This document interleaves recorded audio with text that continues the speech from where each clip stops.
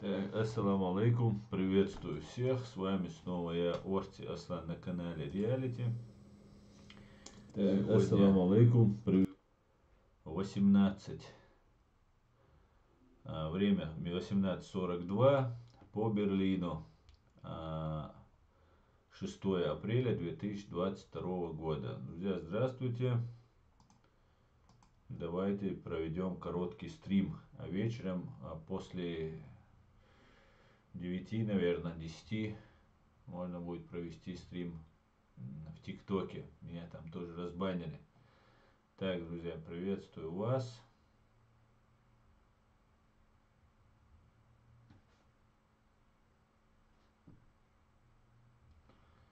Приветствую вас.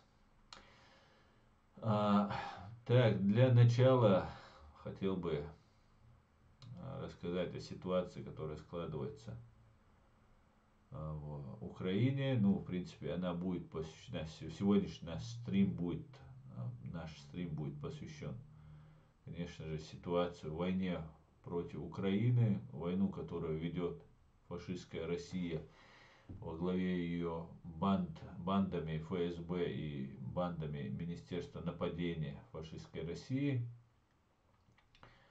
Вот давайте обсудим и поговорим обо всем об этом. Так, что я вам хотел показать? Так, не это, не то, не то, не то, не то. Одну минутку.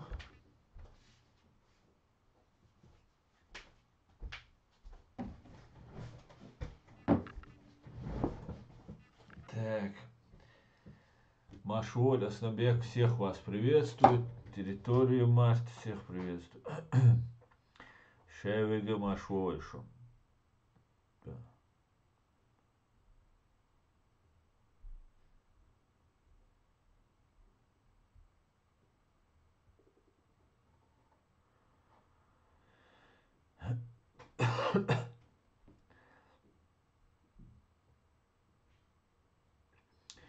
Так, друзья.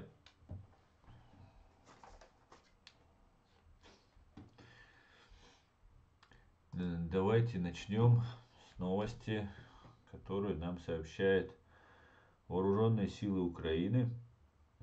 Чтобы не быть голословным, мы послушаем, что говорит Генеральный штаб Вооруженных сил Украины. Конечно же, речь много сейчас идет о Буче. О Буче мы тоже сегодня поговорим. Дело еще в том, что не только в Буче такая же ситуация. Говорят, в некоторых районах хуже, чем в Буче. Для нас, для чеченцев, ничего нового открытия нет. Весь мир ахнул, ужаснулся. Конечно, это огромная трагедия, это ужас, что произошло на самом деле. Но те же лица той же армии в самом начале своей карьеры, путинской карьеры, делали то же самое в еще большем масштабе, чем сейчас это было сделано в Буче. Это Самашки, еще до того, как Путин пришел к власти, это делала российская армия. Там нам разные Христо Грозевы рассказывают про какие-то заградотряды в лице кадыровцев и так далее. Я неоднократно говорил, заградотряды – это обычная российская советская практика ведения боевых действий. Да? По-другому воевать они не могут, они не мотивированы, они воюют за ложь, за зло, за обман, за подлость. Конечно, такие люди воевать не готовы. И, соответственно, их посылают. Да? Или там, даже если это война праведная, в их понимании, даже в таком случае у русских сзади стоят заградотряды. Это по Второй мировой войне мы смотрим.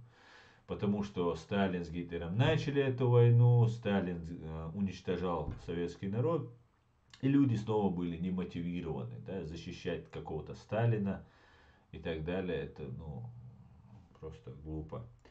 И для этого были заградотряды. Нам пытаются рассказать, что сейчас война идет с кадыровцами. Да? Кадыровцы, так, вот что я вам хотел показать. Кадыровцы, конечно, есть. Кадыровцы есть осознанно понимающие, что они делают преступники, мародеры и просто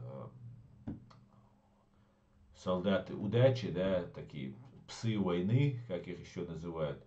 А есть люди, которые в силу того, что они находились в разных силовых структурах, их нам по ТикТоку не показывают, конечно, оказались в разных вооруженных формированиях фашистской России. Это их, конечно же, нисколько не оправдывает, что они оказались. Ну вот такая вот ситуация была. И вот весь мир оставил нас один на один с фашистской Россией. И потом весь мир ужасается, о, там чеченцы служат России, там, да не может быть, да и так далее. Вот то, что сейчас сделано в Буче, да, сделано на всей Чеченской Республике. Только в отличие от масштабов, да, кроме отличия в масштабах, есть еще то, что по факту с этими кровавыми преступлениями, совершенными фашистской Россией в Буче, мир ужаснулся, мир начал посылать экспертов, следователей, все фиксируется, документируется и так далее. А чеченцев просто ставили с Россией, сказали, договаривайтесь с русскими. Договаривайтесь с русскими. И вот чеченцы как могли договаривались, да, чтобы выжить. Поэтому не так все однозначно, как кажется. Но что наблюдаю по всем российским, по всем украинским каналам, вот эта волна, слава богу, украинцы не говорят, уже начинают различать чеченцев и кадыровцев. Это как украинцы и лугандонцы приблизительно. Но при всем при этом, ну, как бы слишком много о кадыровцах говорят. Украинцы, это Украина, это великая держава, которая должна ею стать великой державой, которая была всегда на задворках в Российской империи. Да, украинцы имели чуть больше льгот, чем чеченцы в Российской империи, в Советской империи. Но при всем при этом всегда были второсортными. Чеченцев можно отнести, наверное, к третьесортным. В мире чеченцы второсортные. Да? В России они были третьесортные. Да? Поэтому вот ситуация, которая развивается, и Украина, которая ведет эту войну, она ведет ее не с Кадыровым, а с вековым, многовековым врагом фашистской России. Это нужно четко понимать. И не нужно опускаться до уровня агентов российских спецслужб, которые пытаются и чеченское сопротивление опустить до уровня Кадырова. Ну, в принципе, чеченское сопротивление как такового не осталось. Чеченское сопротивление, в принципе, часть перешла на сторону русских, часть эмигрировала, часть поменяли документы здесь в Европе, спрятались, сидят тихо, мирно, доживают свой век. Но по большей части люди просто были преданы всем миром и остались вот в таком положении. И тоже очень интересная мысль меня тут посещает эти дни. Сижу, думаю, обсуждаю разные вещи и прихожу к мысли, что Украину грозит, вот меня Алексей, по-моему, кто-то спрашивал здесь по поводу, как развивались события в нашем чеченском сопротивлении. На некоторые вопросы я до сих пор не могу дать стопроцентных ответов. И поэтому мне не могу где-то в чем-то ошибаться, да, если ты не до конца владеешь информацией, а эту информацию мне приходится просто раскапывать. И никто мне ее не дает, все пытаются ее скрыть, кто владеет этой информацией, пытаются ее не распространять. Но вот я наблюдаю то, что происходит с украинцами. То же самое фактически они идут шаг в шаг, нога в ногу по следам чеченцев, ичкерийцев. И это, на самом деле удручает. Это, я бы не желал бы судьбы чеченцев сейчас украинцам. при всем при том, что поддержка есть и все остальное и так далее. Но я вам гарантирую, что эта поддержка в любой момент может просто перестать осуществляться. Ну, давайте вернемся сперва к Генеральному штабу Вооруженных сил Украины, который информирует нас о том, что приблизительно сложили свои буйные головушки русские оккупанты в количестве 18 600 голов. 684 танка уничтожено.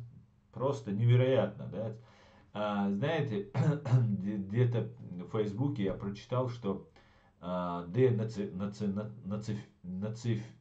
нацификация, да, по-моему, так у них называется, и демилитаризация, да, разоружение, то есть лишение оружия.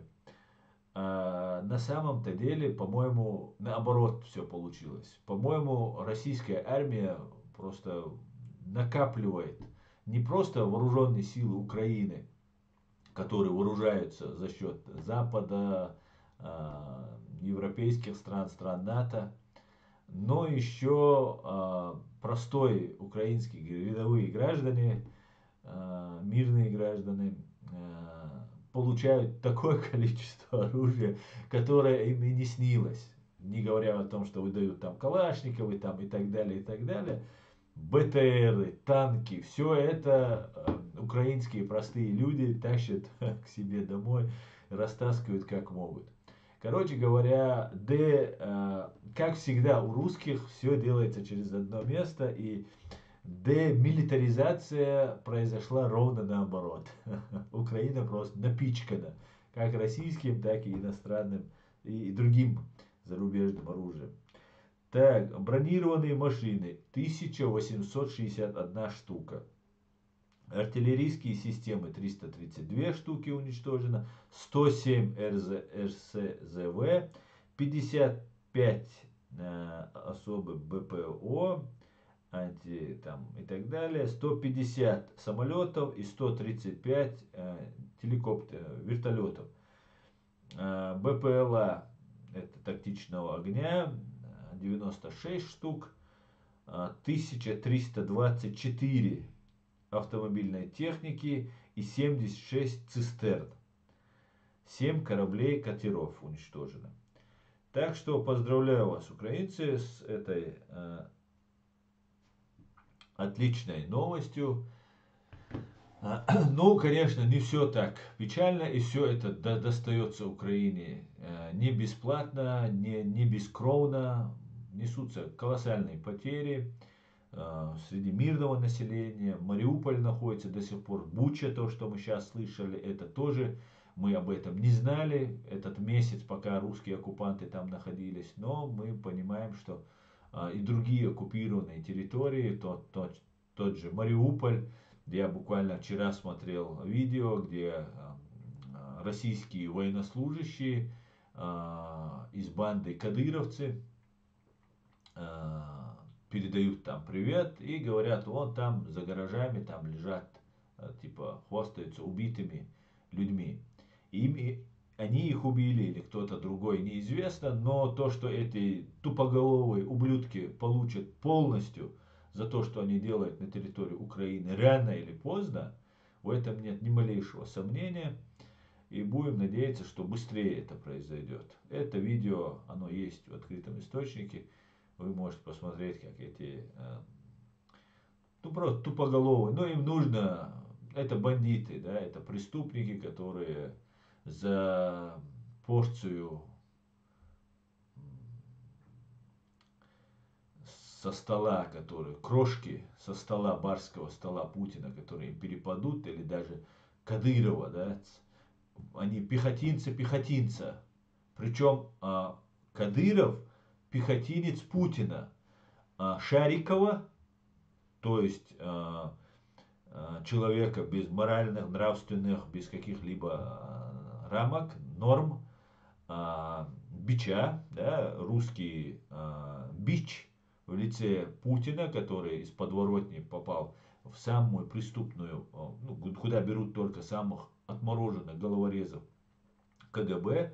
И вот этому бичу служит Кадыров Рамзан в качестве пехотинца. А вот эти, которые едут туда, вот эти, которые сейчас там совершают, чеченоговорящие тиктокеры, они служат пехотинца. Вот как низко все упало. И украинцам, задумайтесь, украинцы, вам предлагают акцентировать внимание не на вооруженные силы там России, не на банду ФСБ, вооруженные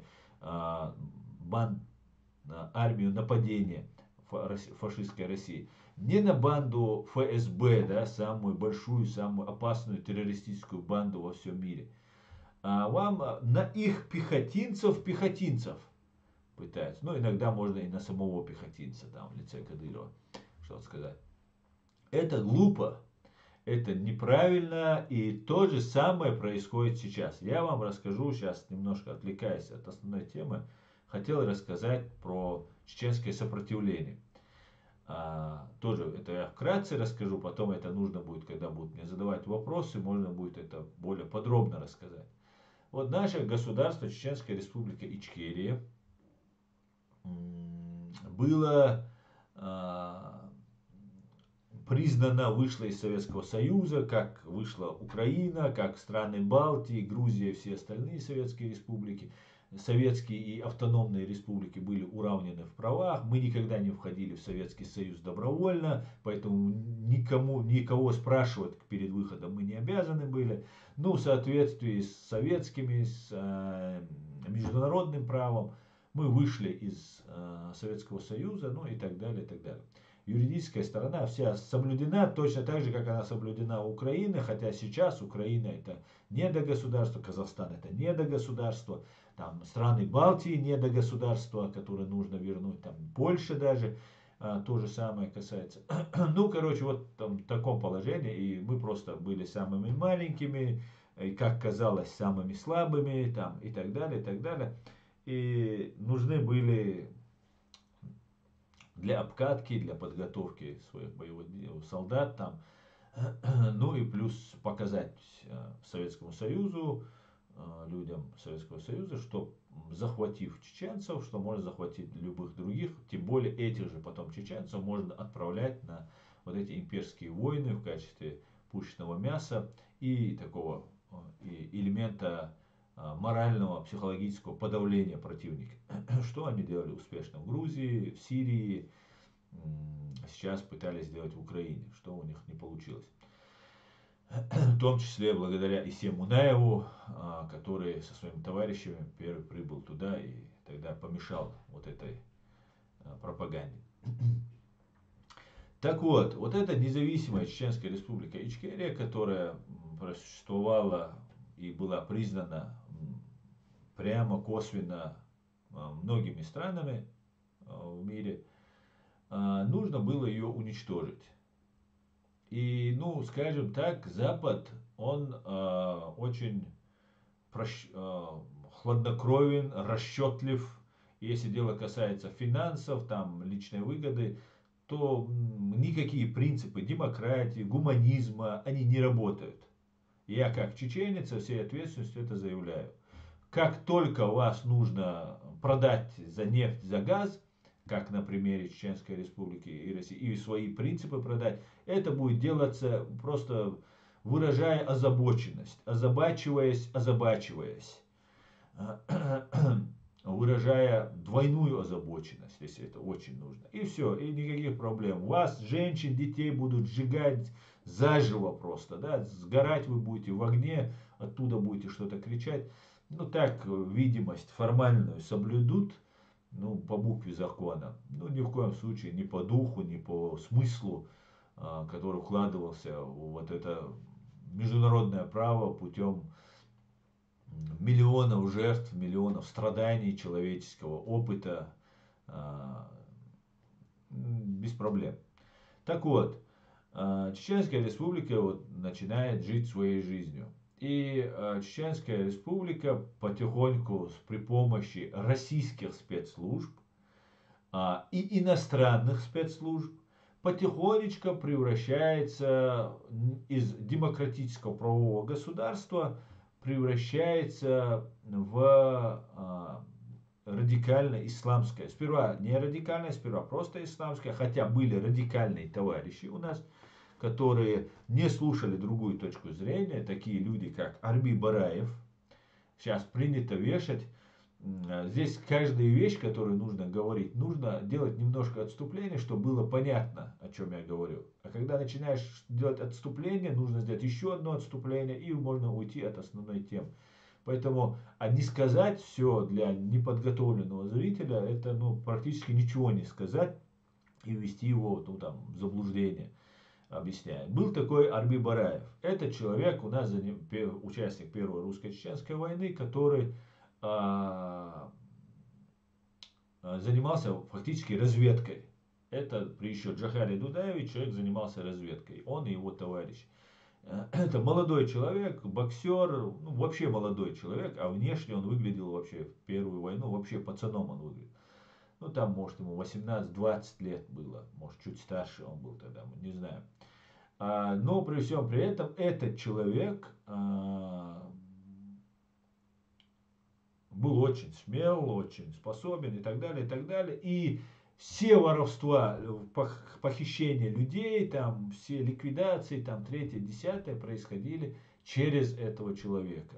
Он был посредником, он брал на себя то, что он даже не делал, или где-то его там выставляли, чтобы он это делал. Фактически об Ичкерии не думал никто в правительстве Чеченской Республики, и вообще во власти из кандидатов в президенты Чеченской Республики. Все думали о том, как бы оказаться у власти, захватить власть там, и так далее, и так далее. И одновременно с этим задействовался, вот под это дело задействовался Арби Бараев. Много там сложных разных схем, может кому-то Арби Бараев 100% доверял, он не мог не доверять своему политическому руководству. Это и Атгириев, по-моему, это и Закаев, это и Яндарбиев, это Арсаев или Арсанов, который вице-президентом был. Вот это люди, первые люди, которые с ним контактировали. Но это все, в принципе, люди, которые участники или около участники Первой русско-чеченской войны. А Арби Бараев был непосредственно участником этой войны. И фактически вот мы пришли к тому, что в Чеченской Республике активно началась борьба за власть. Борьба за власть. Под видом разных религиозных деятелей нам туда, вот я постоянно ссылаюсь там, что это были русские спецслужбы. Не совсем это были, не только это были русские спецслужбы, там были и турецкие спецслужбы, и проект Имарат Кавказ, это проект совместный русских спецслужб, как я сейчас это понимаю. Я могу ошибаться, но у меня есть очень много косвенных улик и даже прямых улик, которые указывают на то, что за Имаратом Кавказ стоит Маулади Удугов, который проживает в Турции, потом еще разные деятели, молодые ребята, которые, видимо, тот же Халимов, которого неоднократно называют как проповедника, и тоже, который скрывается в Турции. Но эти люди, находясь под покровительством турецких спецслужб, турецкого государства, не строят демократическое государство, как в Турции. Почему-то они строят исламское государство под видом всего Имарата. И после того, как появляется Туран, такой проект Туран, о котором уже открыто говорят сами турки, то фактически получается, что люди, которые когда-то уничтожали Ичкерию, создав Имарат Кавказ, совместно с русскими спецслужбами, с так называемым РОШ и турецким МИД, вот эти люди, фактически ликвидировав Ичкерию, создав на его месте Имарат Кавказ, исламское государство, не демократическое, которое создает строится в Турции, которая не собирается становиться никаким исламским государством, входит в НАТО, входит в разные другие международные институты. Но при всем при этом нам почему-то советуют жить как Талибан. Идеология Талибана, но под покровительством турецких спецслужб и российских спецслужб. При этом я это к тому рассказываю, что я наблюдаю ту же тенденцию в самом начале зарождения, попытки уничтожения чеченского демократического правового государства Чеченской Республики Ичкерия, который я сейчас наблюдаю в Украине.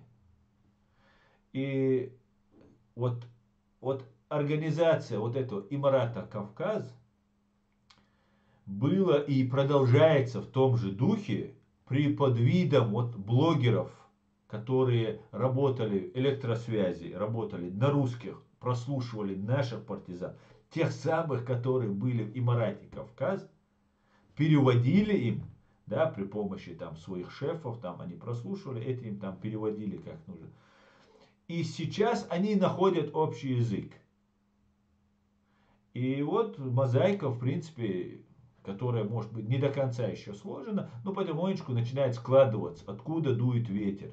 Совместное сотрудничество российских спецслужб, военных, там, ФСБ, РОШ и турецких спецслужб, которые, вот как нам Новая газета рассказывает, есть некий молодой мужчина, который представлял Имарат Кавказ, который уехал.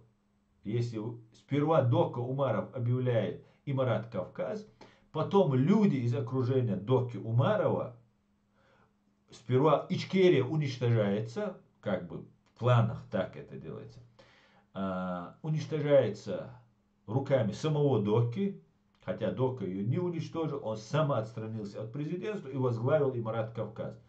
И Ичкерия, она до тех пор Ичкерия, пока вот ее кто-то не возглавит. Потому что это воля народа и есть все основания. И после того, как Дока Умаров объявляет Имарат Кавказ, какое-то время действует, все, нужда в Имарате Кавказ заканчивается, потому что необходимости как таковой в ней не было. И потом этот Имарат Кавказ перебрасывается для нужд, видимо, турецких спецслужб в Сирию.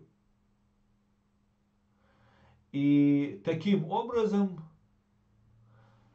чеченское сопротивление, где бы вы, какие бы войны не были, вы можете воевать в Украине, вы можете воевать в Сирии, вы можете воевать в Саудовской Аравии, вы можете быть самым хорошим, самым честным, справедливым воином на этой земле, но таким, каким вы будете, когда защищаете свою страну, своей Чечении, вы никогда не будете. Вы воюете за арабов, вы воюете за мусульман, вы воюете за украинцев, вы воюете за сирийцев, вы воюете там за кого угодно. Но чести и достоинства перед чеченским народом никогда не будет иметь такой воин. И вот эти воины в лице окружения Доки Умарова, которое не совсем было его окружение, но которое нам показывали через Кавказ-центр. Кавказ-центр, как мы понимаем, это детище Удугова, которое контролируется, как мы теперь понимаем, как я это предполагаю, турецкими спецслужбами. Так как Удугов находится в Турции, его семья находится в Турции, и в принципе все у них нормально. И вот эти удуговские люди потом связываются, там, например, в Берлине, они защищают какую-то родственницу Удугова, которой грозит депортация, через Ганушкиных. А Ганушкины это связисты, которые засылаются сюда, которые работают на российские спецслужбы, которые, если вы помните, связистов финансировали мэр Аргуна, мэр Урус-Мартана, который потом всех сдал, и Апти Алаудинов и другие. Были донаты большие, потом Кадыров их рассекретил, и потом их всех там кого замочили, этого мэра Аргуна убили, Урус Мартановский, по-моему, их всех слил, его не тронули вроде бы, Абти Алаудинова вот только сейчас отправили в Украину воевать там, отмывать позор кровью, да, предательство кровью и так далее. Это все взаимосвязанные вещи. Вот это все взаимосвязанные вещи. И когда ослабление произойдет на Кавказе России, а этот вариант тоже рассматривается теми людьми, на которых возложена ответственность за Кавказские республики, они уже планируют планируют хорошие отношения с турецкими спецслужбами. Все отлично, они все порешали, там Ичкерия похерена, ее уже не существует, есть Имарат Кавказ, который войдет в Туран, там все у всех отлично. Единственная одна проблема, не учитываются интересы чеченского общества, чеченского народа. Есть интересы удуговщины, халимовщины, других, третьих, и нету никаких интересов чеченского народа. Если бы это был бы интерес чеченского народа, оставил Докку Умарова, последнего президента чеченского, законного президента, который сложил в себя полномочий, он не складывал, он самоотстранился, да, если быть более точным в формулировке. Оставив нашего Докка Умарова, эта группа вывозит с оружием лучших бойцов, ну там лучше, не лучше, все, что остается, да, ну лучшие только и остались. Их вывозят в Сирию. Фактически происходит саботаж, предательство первого лица, которому присягнули. Потом это уже Имарат Кавказ, выводя из-под удара и Кавказ полностью, чтобы похерить, да, если можно так сказать, вообще наше сопротивление, все такое. Имарат Кавказ выезжает в Турцию, Докка оставляется один, и после этого Докка погибает, и после этого там вот это все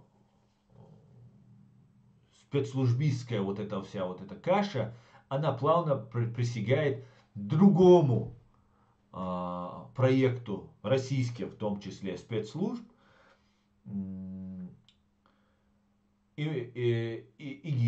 ИГИЛу.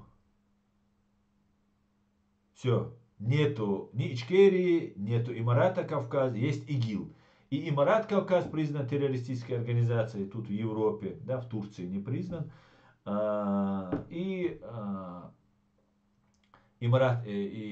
ИГИШ, исламское государство, так называемое, никакого оно не было ни исламским, ни государством оно не было. Это был проект российских, арабских, там, иракских, турецких, не знаю каких там спецслужб, но турецкие не знаю, но российских и иракских точно спецслужб был. Может еще кто-то там замешан из спецслужб. Ну, короче говоря, вот такого плана я вот вижу картину. Приблизительно то же самое есть вероятность, что может произойти с украинским сопротивлением. Уничтожить Зеленского, это большой объем работы, с которым, конечно, русские не справляются. В первую русско-чеченскую войну русские тоже не справлялись, 2 года мы бились, после этого 2 года, 3 года мы практически жили независимо, вот когда орудовали все спецслужбы всех мира у нас, и ни одна из спецслужб не думала о чеченцах, а думала только о своих интересах. И после гибели Джохара Дудаева многие начали заигрывать спецслужбами, пытаясь удержаться у власти, пытаясь иметь какие-то деньги, и пытаясь играть в политиканов на самом деле. Военные были военными, им нужно было оставаться военными и не лезть в политику, ну за редким исключением-то. Все, кому не лень, полезли в политику, люди, которые не воевали даже, которые не были рядом. Наоборот, тех, кто воевали, их выталкивали. Их давай ты домой иди. У кого погибли, на них не обращалось внимания. Ну, короче говоря, я имею в виду, что рассказывая все вот эту подноготную, я имею в виду, что в Украине то же самое может произойти. Да? Сегодня отличились бойцы какие-то, может 2 года продлится эта война в Украине, потом настанет победа, и потом дележка власти, и бойцы, которые на самом деле все тягости несли на себе, они могут остаться не у дел. Например, их дети-сироты будут вообще государством игнорированы, как это было в Ичкерии, да, по большей части. Многие, начиная даже от командиров, потом жалели, что они своих вот этих ребят вот так разбросались ими после войны. Поэтому вот такая вот нехорошая вещь, которую я наблюдаю. Почему я ее наблюдаю? Самое главное. По высказываниям и по разным журналистам, которые появляются. Очень важно обращать, это в первую очередь информация для служб безопасности Украины. В первую очередь, конечно же, и сама СБУ тоже не была иллюстрирована. Мимикрируют спецслужбы России, мы знаем очень хорошо. Именно для этой мимикрации они сейчас прикидываются друзьями Соединенных Штатов, Запада, хотя ненавидят эти Соединенные Штаты, ненавидят этот Запад. Также, наверное, они подлизываются к турецким спецслужбам сейчас под видом, что вот разные вот эти, под видом вот этих блогеров, которые являются проповедниками российской пропаганды. Еще очень важный момент, если и турецким чеченцам, и под русским чеченцам им не позволяется выходить на уровень России, говорить за Путина. Об этом будут говорить турецкие власти, там, американские власти, третьи, десятые власти, кто там этим занимается. А ваше дело, они говорят, да, вот мы заметили, есть такой телефонный террорист Халитов, он может звонить только Кадырову, только с ними разговаривать, да. Вот это весь уровень. Ему нельзя больше говорить, ему нельзя больше... Не надо ему говорить. Мочи кадыровцев. А мы там решим. А мы там решим, это не чеченец, который стоит над тобой, а куратор из турецкой спецслужбы, который стоит. И этот куратор турецкой спецслужбы, он думает не о чеченских государственных национальных интересах, а он думает о национальных интересах турецкого народа.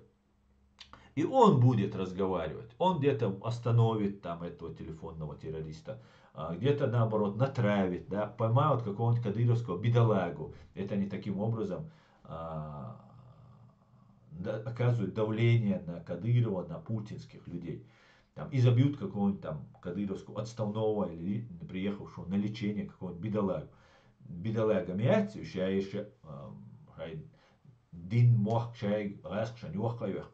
Но недалеко уходит тот, который сводит это к чеченизации, и появляется обычный инструмент в руках.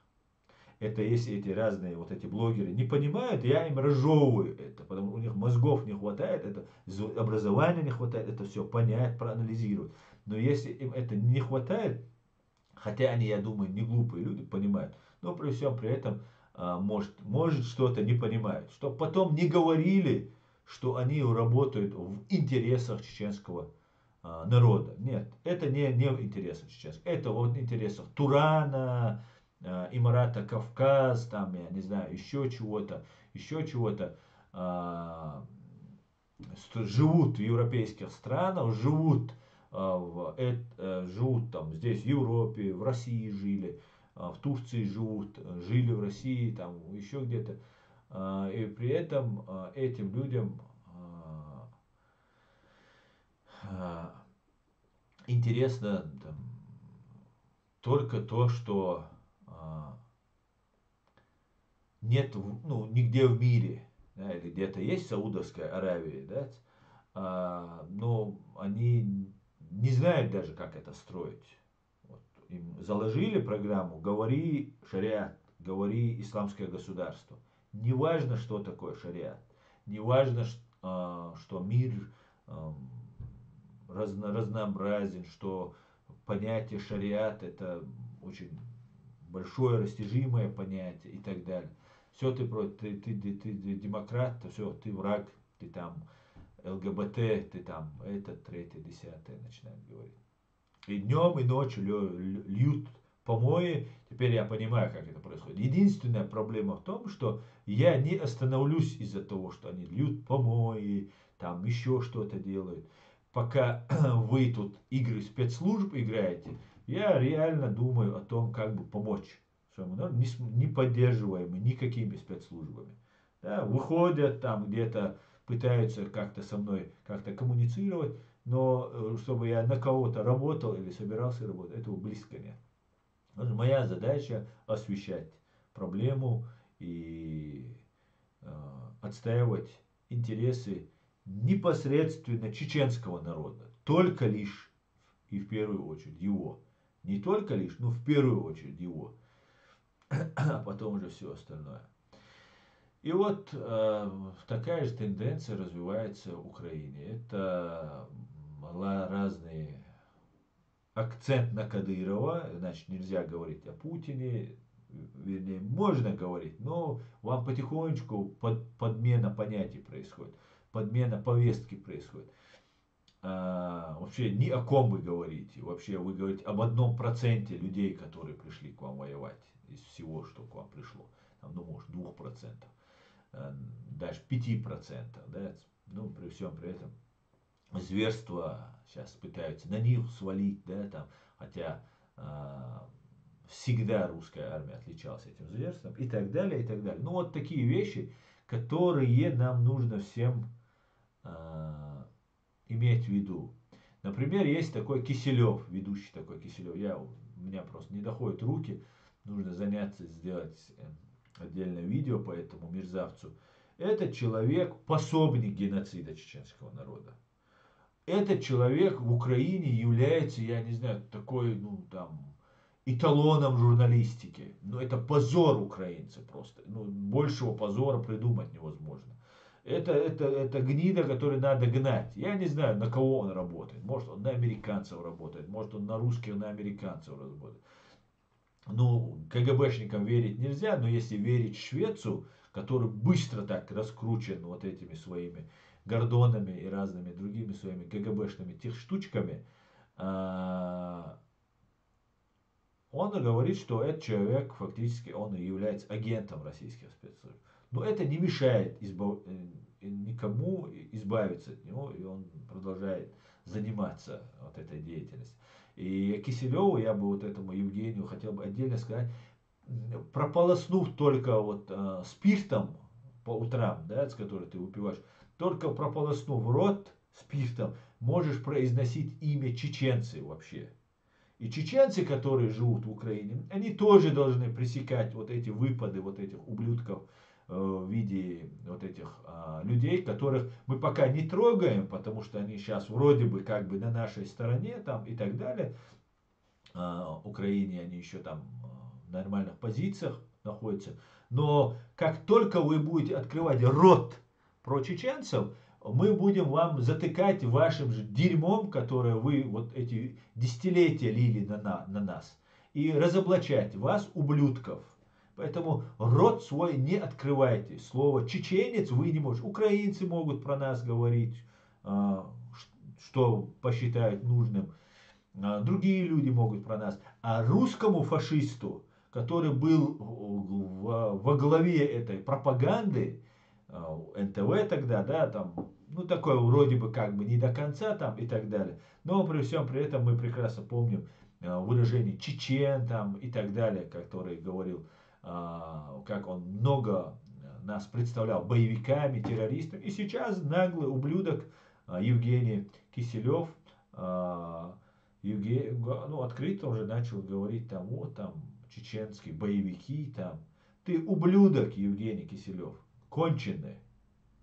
Я тобой отдельно займусь, просто у меня не доходят руки до тебя, потому что ты слишком ничтожный ублюдок.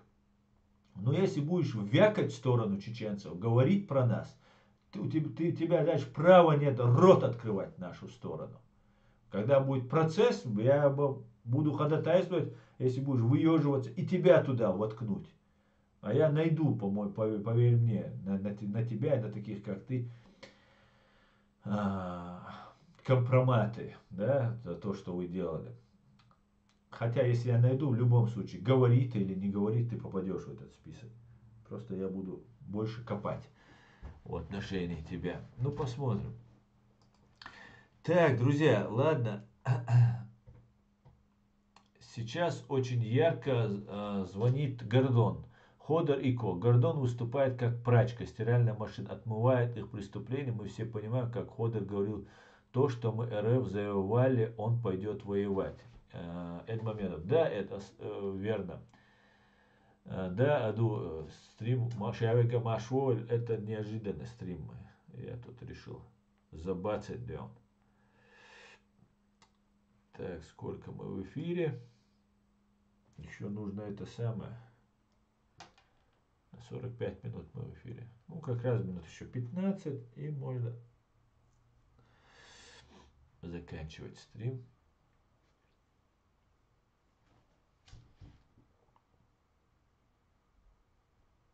Так, друзья, я что-то...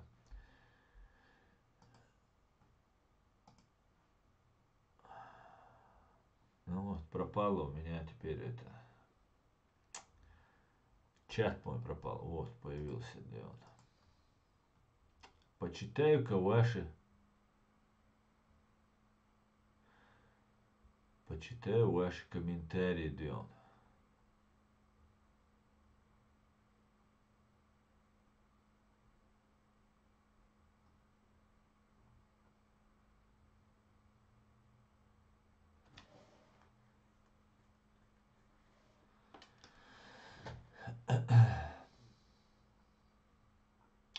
Салам всем свободным людям. Опять на тебя нарвался. Салам, Асам. Мировое салам это. Мировое сообщество наконец-то начало просыпаться и понимать.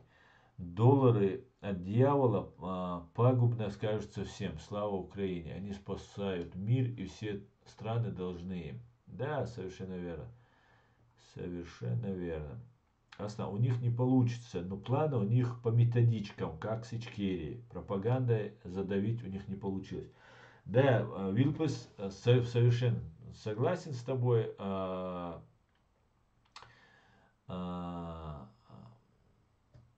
Информационную войну Украина, конечно, выигрывает. Ну, конечно, и Запад подключился, и много чего было сделано. Но еще не все. Еще не все. Нужно много еще чего сделать. А так, да, получается. Так, Ури, основная чистая правда. Так, о чем? Ночи хацануди, что Кадыровща, Вохопёща, иначе царь мяш долж Амхил Дахухти Тардацвой. Чечня, не Россия. Я знаю одно: Чечня, не Россия. Вот тот новый вид ислама, который нам внедрился, да, под видом ваххабизма или под видом фундамента чистого ислама, там, или как это, каждый по-разному это все интерпретирует.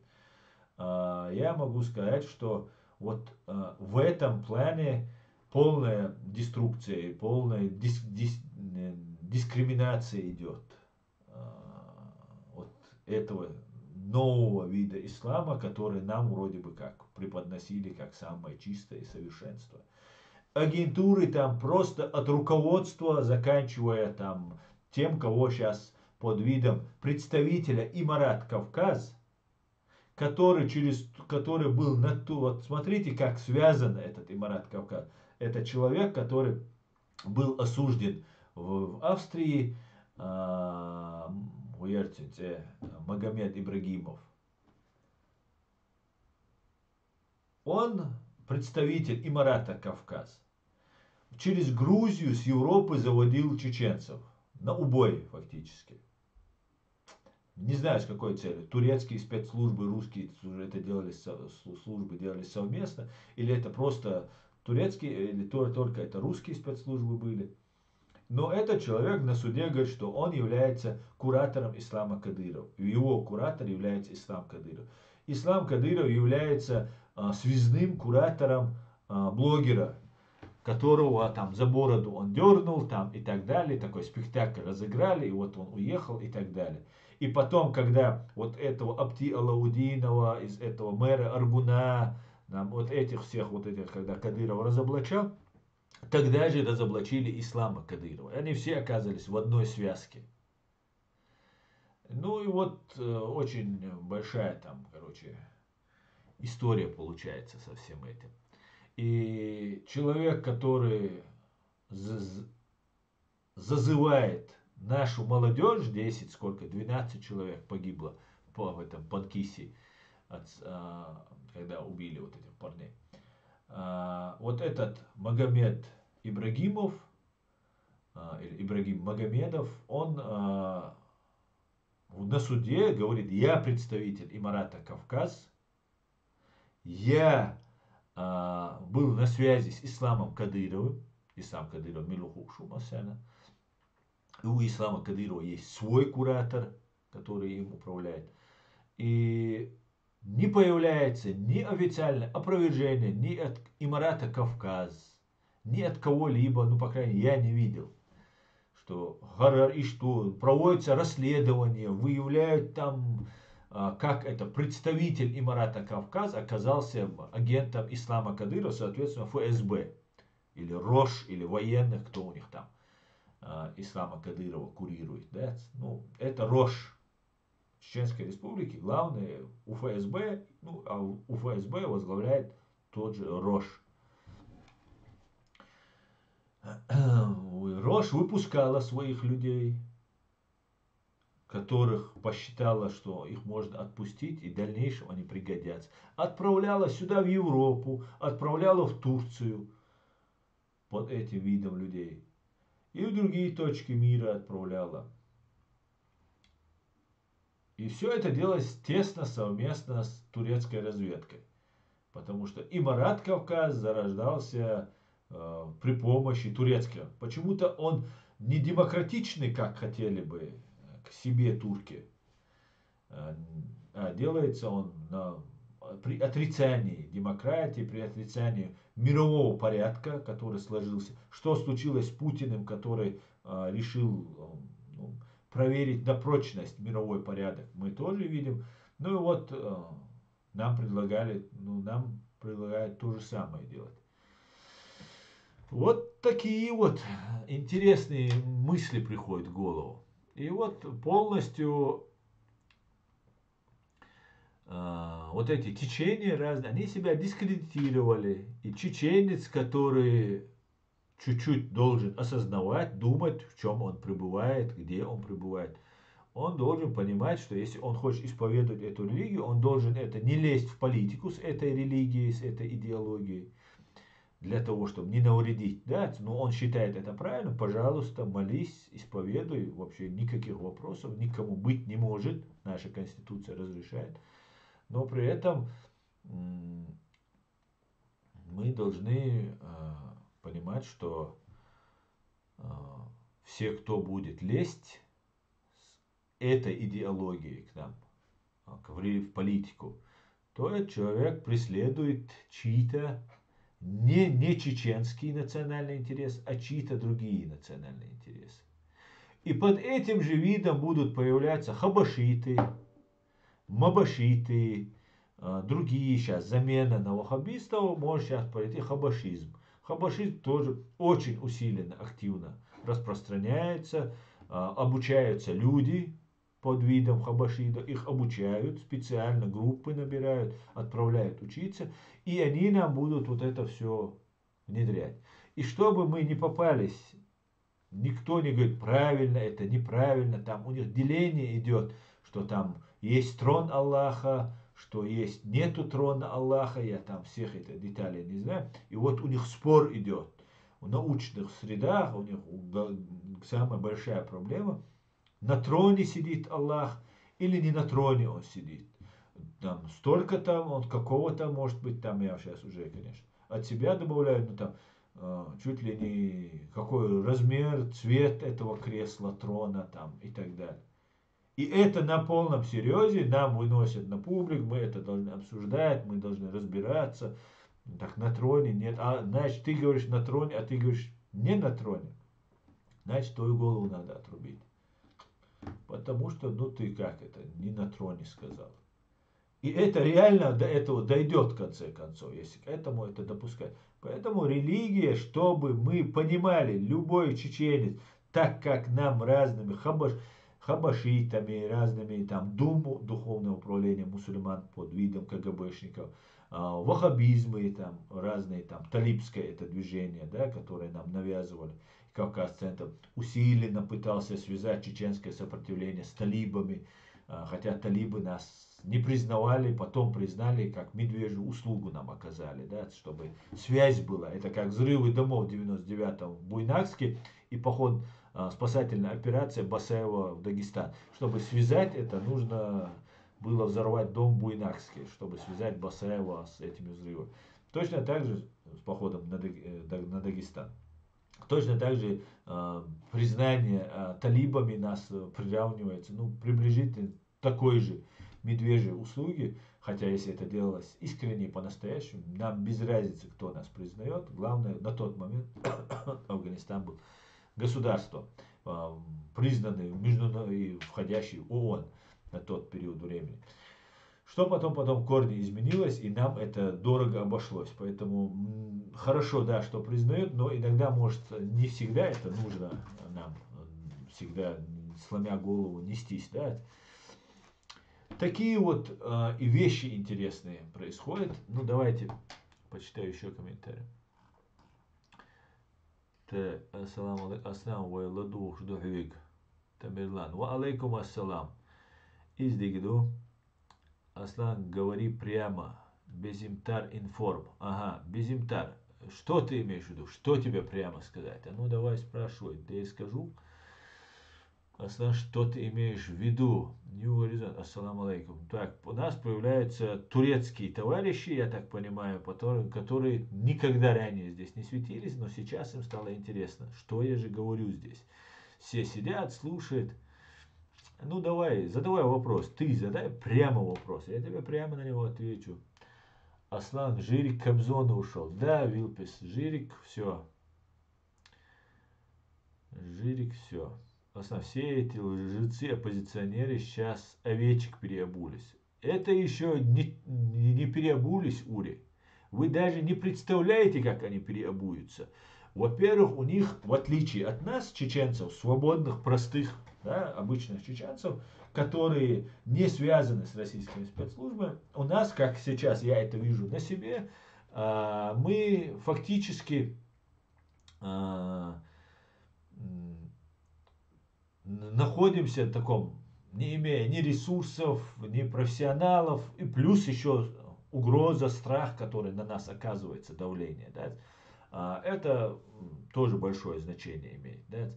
И плюс много лжи, дезинформации и так далее. И они объединяются. Смотрите, связист российской спецслужбы и работающий находясь в Турции, работающий на турецкие спецслужбы, телефонный террорист, они объединяются, они очень дружно все общаются и находят общий язык. Они заинтересованы в том, чтобы управлять нашим обществом, чеченским обществом. Используют это не они. Они пешки, они никто. Они не могут ничего сами делать. Да? Они ничего не могут. Но у них есть люди, которые им говорят, давай акцентируй внимание на Кадырова. Все, тебе за это поддержка будет, тебе там 3-10 будет. Вот, и опять же, я не исключаю, конечно же, что это все может происходить при согласии там, западных спецслужб, американских спецслужб, английских спецслужб. Вот тоже, ну, может, у них между собой то возникают там конфликты интересов, ну, а так, по большей части, ну занимайтесь чеченцами, там, это уже пройденный этап, да, перемололи, послали нафиг, уничтожили, пережил геноцид этот народ, и теперь можно, ну занимайтесь, турки, теперь это нам не интересно. Так может, такое отношение может быть к нам быть. Может быть, знаете как еще? Ситуация может быть развиваться так, что потом я эту мысль расскажу. Так, давайте я почитаю ваш комментарий, а то я слишком...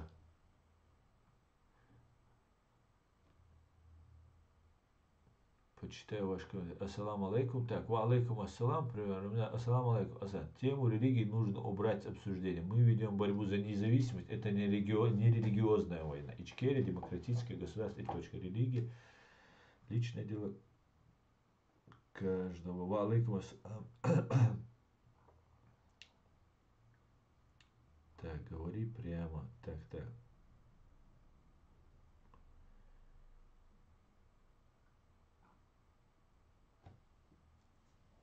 Ну что ты там, говори прямо, сказал Безимтар, турок, да, я так понимаю, ты из Турции. Ну, я, значит, что-то сказал, что тебя как-то задело, как-то заинтересовало. Ну давай, что ты имеешь в виду, что сказать прямо? Волла, скажу, дучо прямо. Единственное, что у нас есть, в отличие от ваших беспринципности у спецслужб, которые там, ну это нам кажется беспринципность, но на самом деле у спецслужб, конечно, есть свои принципы, свои порядки, правила, многовековые у некоторых спецслужб они есть. Но при всем при этом мы просто не знаем их, какие у них принципы, потому что мы не знаем, кто за кого там, когда мы это досконально еще не знаем. Но в отличие от всех остальных, я сделал ставку на правду. И какая бы она ни была горькая, какая бы она ни была опасная для того, кто ее произносит, я ее буду произносить. Какое бы она... Единственное условие не навредить чеченскому народу и чеченскому государству. Вот единственное, что меня беспокоит. И приносит ли это пользу и вклад в какой-то развитие. То, что нес мой президент первый Джохар Дудаев. Вот этому пути приносит наказание виновных русских фашистов и максимально облегчить, вернуть права чеченскому народу, который чеченский народ лишен. Вот это меня будет останавливать. А все остальное, ничего меня не будет останавливать, я буду говорить правду. Задавай свой вопрос, что ты хотел сказать. Или ты так сказал и ждешь теперь какой-то моей реакции. Теперь он не пройдет против нашего народа ночи. Мы должны очень аккуратно подходить к этому вопросу, ребят. Если мы наберем несколько человек очень грамотных, профессиональных, идейно верных этой позиции, которая нам сейчас очень трудно, потому что начиная там от разных спецслужб, заканчивая там другими, нам ввели тише войной, например. Нам нужно это все почищать. И нужно возвращаться. Так, к нашему государству. Пути не Ахмада Кадырова, а пути к Джохара Дудаева. Это единственный верный путь. Путь Ахмада Кадырова – это путь предателя. Так, Украина в данный момент лучше, чем у нас. Так, есть религия ФСБ и его течение. Да, абсолютно верно. Фриман антипутинизм. Удуговская пропаганда уже 26 лет работает в фарватере ГБшной инструкции по демонизации для мира чеченского народа. Да, именно так. Сопротивление бесполезно. Ночью почал Ичкерия под божественной охраной. Аслан Лорсен. Ичкерия будет светское государство без притеснения религии. Да, именно так. Аслан, я думаю, что третья война неизбежна в Чечне. Твое мнение? Я считаю, что мы должны всячески избежать эту войну, и мы ее избежим. И наказание виновных, да, это не третья война. Я думаю, все разбегутся. Я думаю, если эта война затянется в Украине, Россия потерпит крах. Я очень на это надеюсь. И я думаю, все будет хорошо. стрелки за Украину уже перевели на чеченцев-кадыровцев. Да, именно так, Бьюти, именно так. Ичкерия демократическое государство, есть конституция, да. Перечисляя жертвы фашистской России, Зеленский упомянул всех, кроме нас, хотя мы пострадали несравненно больше всех. Шульдамак.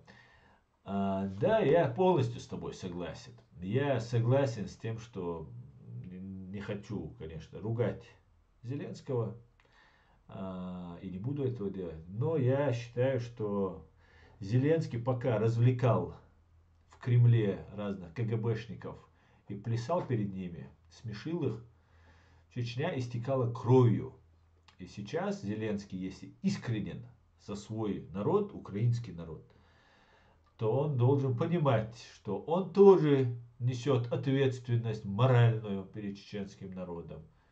Он мог бы не приезжать в Россию и ставить там концерты и смешить там Путина и других террористов.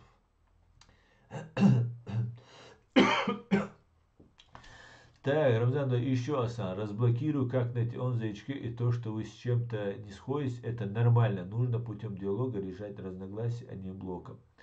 Рамзан Дудаев, я уже сказал, что я его не разблокирую, потому что он абсолютную напраслину возводил на меня. Абсолютную. Поэтому я не буду, человек, который откровенно, нагло лжет на меня, я не буду его восстанавливать. Аслан, YouTube что, хаул постоянно. YouTube что, адайруса. Так, Kindle, баки. Аслан, и борс тесен чуа йол кут маш даем нахилла. И шей гоуз амилш деш, и хабарш дюч. Цана омц байла боч, шей гайни, шей кисен бим байла боч. Интересы только вокруг своей утробы. И борс тесен чуа йол кут маш даем нахилла. Кундальбек. Кундальбак. Баки. Им гилла, да, баду и.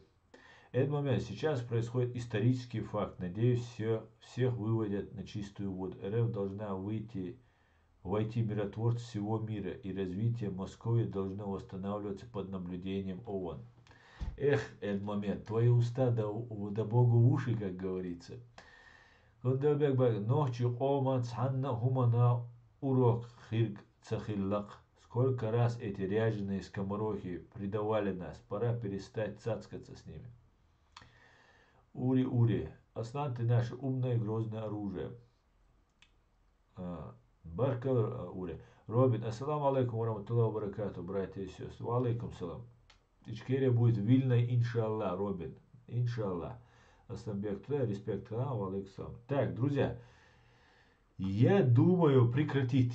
Ой, Марда стадиз, Ламас дадиз, Дукум дадиз. На этом наш стрим я сегодня заканчиваю. Конечно же, я сегодня обязательно постараюсь. Это знаете, как бывает, когда у меня пост, я думаю, вот сейчас покушаю и потом выйду в эфир. Потом, когда я покушаю, я думаю, нет, лучше сейчас я полежу, посмотрю, почитаю там, и так далее, и потом выйду. А потом раз покемарил часок, и уже тебе ничего не хочется. В принципе, сейчас ситуация развивается таким макаром, что мы должны всячески за всем наблюдать. Мне самому приходится все очень много смотреть, наблюдать, там где-то пытаться. И возникают мысли, которые надо рассказать. Они даже актуальны бывают. Вот сейчас их нужно рассказать.